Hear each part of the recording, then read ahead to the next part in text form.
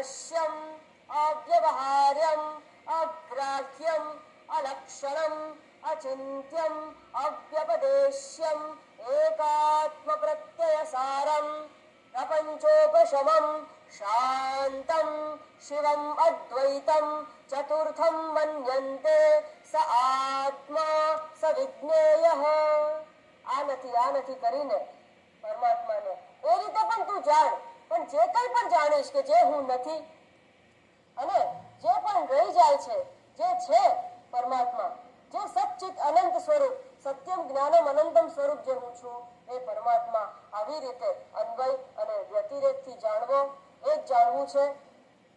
બ્રહ્માજી અત્યંત સંતુષ્ટ થઈ જાય છે અને ખબર પડી જાય છે કે આ સૃષ્ટિની રચના ભલે મારે કરવાની છે પણ હકીકતમાં તો મારે કરવાની નથી. એમ કરીને ખૂબ જ શાંત મનથી નિશ્ચિંત થઈને, કારણ કે એમને એક વાતનો ડર હતો કે હું સૃષ્ટિની રચના કરીશ તો મારામાં રચના કરવાનું અભિમાન આવી જશે. હે કૃષ્ણ પરમાત્મા, માટે મને એમાંથી બચાવી લેજો. એટલે કૃષ્ણ પરમાત્મા એનું રૂપ બરાબર બતાવી દે છે કે હકીકતમાં રચના કરવાની જ નથી, રચના થઈ જ નથી અને થશે તો મારી શક્તિથી થશે.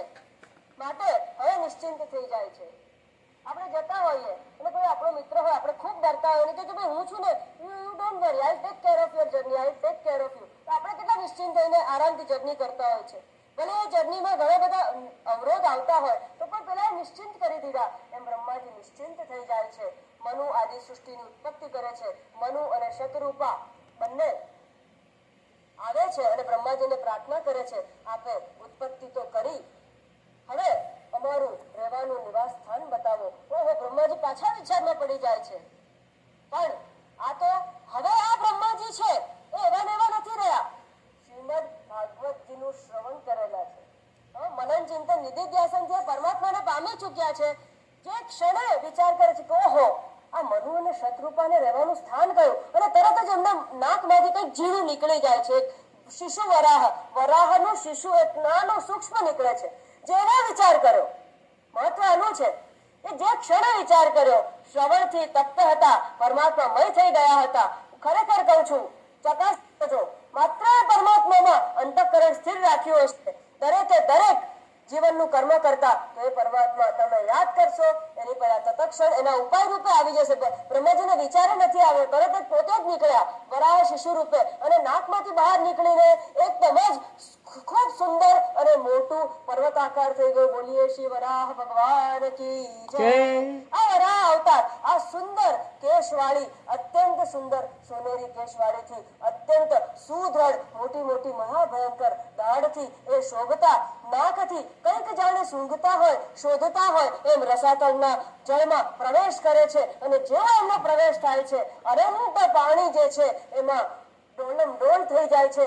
દરેકે દરેક અંદરનું જીવ જે છે એ પણ પ્રસન્ન થઈ જાય છે. દેવતાઓ ઉપરથી પુષ્પ વૃષ્ટિ કરે છે, પ્રાર્થના કરે છે, વરાહ ભગવાનના દર્શન કરે છે અને રસાતાળમાં જઈને રમતમાં જેમ હાથી કમળનું ફૂલ જેમ પોતાની સૂંઢમાં ફેરવતું હોય એમ પોતાની સુંદર ડાળ ઉપર પૃથ્વીજીને રહીને જે આપણા રહેવાનું સ્થાન જે છે એને પરમાત્મા લઈને ઉપર આવતા હોય છે. હિરણ્યાક્ષ જે પરમાત્માનો પાર્ષદ હોય છે, જે દ્વિતીય કશ્યપ ભગવાનનું વાક્ય ન માનવાથી ઉત્પન્ન થયો હોય છે, એની વાત જ્યારે આવશે ત્યારે કરીશું. એ હિરણ્યાક્ષ વચ્ચે પરમાત્માને વિઘ્ન ઉત્પન્ન કરે છે. ગદાથી આ પૃથ્વીને ફરી પાછી લઈ લેવા માંગે છે ત્યારે પરમાત્મા ક્ષણવારમાં એની અવગણના જ જાણે કરી હોય એમ કૃપા કટાક્ષથી જ એક જ વારમાં એને નાશ કરી દે છે.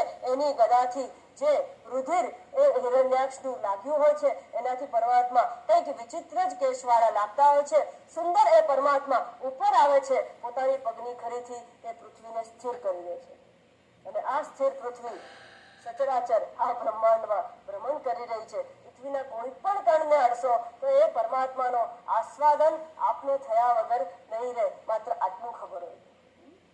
આ રીતે એ પરમાત્મા દિવ્ય પરા સ્વરૂપે આ પૃથ્વી આવી અને પોતે બધાને દર્શન આપીને એ સુંદર વિગ્રહને પાછો સમાવિષ્ટ કરી લે છે અને અંતર ધ્યાન થઈ જાય છે. એવા શ્રી પરમાત્માનો જય.